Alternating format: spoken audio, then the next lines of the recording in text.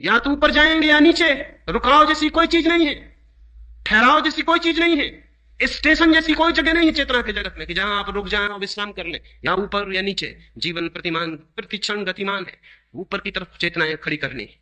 मैं एक सारी दुनिया में एक आंदोलन चाहता हूं, बहुत ज्यादा लोगों का नहीं, थोड़े से हिम्मतवर लोगों का जो प्रयोग करने को राजी हूं। अगर 100 लोग हिंदुस्तान में प्रयोग करने को राजी हूं और 100 लोग कष्ट कर लें इस बात को कि हम आत्मा को उन ऊंचाइयों तक ले जाएंगे जहां तक आदमी का जाना संभव है, 20 वर्ष में हिंदुस्तान की पूरी शक्ल बदल सकती।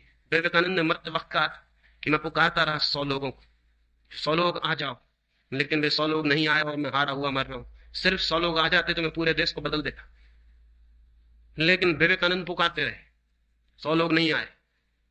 अब मैंने ये तय किया है कि मैं पुकारूंगा नहीं, गांव गांव खोजूंगा, आंख आंख में झांकूंगा कि वो कौन आदमी, जिस आदमी को अगर पुकारने से नहीं आता तो खींच के लाना पड़े।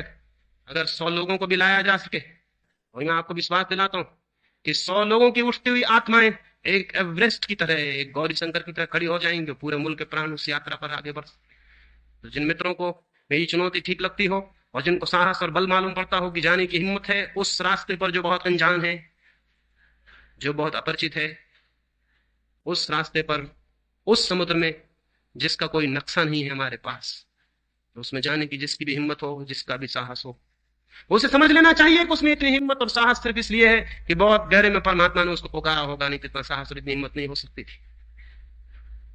मिस्र में कहा जाता था कि जब कोई परमात्मा को पुकारता है तो उसे जानना चाहिए कि उसके बहुत पहले परमात्मा ने उसे पुकार लिया होगा, अन्यथा पुकार ही पैदा नहीं होती। जिनके भीतर भी पुकार है उनके ऊपर एक बड़ा दायित्व है आज जगत के लिए। आज तो जगत के कोने कोने में जाके कहने की ये बात है कि कुछ थोड़े से लोग बाहर निकल आए और सारे जीवन को समर्पित कर दें ऊंचाइयां अनुभव करने के लिए। जीवन के सारे सत्य, जीवन के आज तक के सारे अनुभव असत्य हुए जा रहे हैं। जीवन के आज तक की जितनी ऊंचाइयां थी जो छुई गई थी वो सब काल्पनिक हुई जा रही है, पुराण कथाएं हुई जा रही है। 100-200 वर्ष बाद बच्चे इंकार कर देंगे कि बुद्ध और महावीर और क्राइस्ट जैसे लोग नहीं हुए, ये सब कहानियां हैं। एक आदमी ने पश्चिम में किताब लिखी और उसने लिखा है कि क्राइस्ट जैसा आदमी कभी नहीं हुआ। ये सिर्फ एक पुराना ड्रामा है जो धीरे धीरे लोग भूल गए कि ड्रामा है और लोग समझ लेंगे हिस्ट्री। अभी हम रामलीला खेलते हैं, हम समझते हैं राम कभी हुए और इसलिए हम रामलीला खेलते हैं। 100 वर्ष बाद बच्चे कहेंगे कि रामलीला खेली जाती रही और लोगों को भ्रम पैदा हो गया कि राम कभी हुए। रामलीला पहले, राम पीछे। ये रामलीला एक नाटक रहा होगा, बहुत दिनों से चलता रहा। क्योंकि जब हमारे सामने राम और बुद्ध और क्राइस्ट जैसे आदमी दिखाई पड़ने बंद हो जाएंगे तो हम कैसे विश्वास कर लें कि ये लोग कभी हुए। फिर आदमी का मन कभी ये मानने को राजी नहीं होता कि उससे ऊंचे आदमी भी हो सकते हैं। आदमी का मन ये मानने को कभी राजी नहीं होता कि मुझसे ऊंचा भी कोई है। हमेशा उसका मानने का मन ये होता है कि मैं सबसे ऊंचा आदमी हूं।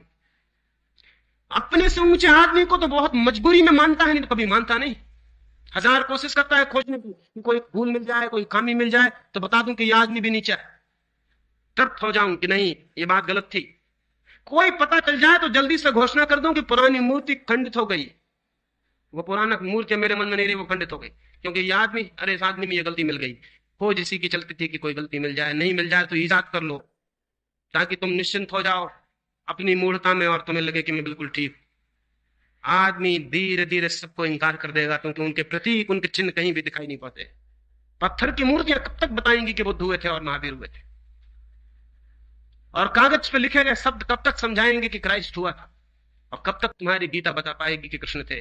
नहीं, ज्यादा दिन ये नहीं चलेगा। हमें आदमी चाहिए जीसस जैसे, कृष्ण जैसे, बुद्ध जैसे, महावीर जैसे। अगर हम वैसे आदमी आने वाले 50 वर्षों में पैदा नहीं करते हैं तो मनुष्य जाति एक अत्यंत अंधकारपूर्ण युग में प्रवेश होने को है, उसका कोई भविष्य नहीं है। जिन लोगों को भी लगता हो कि जीवन के लिए वे कुछ कर सकते हैं, उनके लिए एक बड़ी चुनौती है। और मैं तो गांव गांव ये चुनौती देता हुआ घूमूंगा, और जहां भी मुझे कोई आंखें मिल जाएंगी कि लगेगा कि ये दिए बन सकती हैं, इनमें ज्योति जल सकती, तो मैं अपना पूरा श्रम करने को तैयार हूं। मेरी तरफ से पूरी तैयारी है। देखना है कि मरते वक्त मैं भी कहीं ये ना कहूं कि 100 आदमियों को खोजता था वो मुझे नहीं मिले। मेरी बातों को इतने प्रेम और शांति से सुना, उसलिए बहुत अनुग्रहित हूं, और अंत में सबके भीतर बैठे परमात्मा को प्रणाम करता हूं। मेरे प्रणाम स्वीकार करें।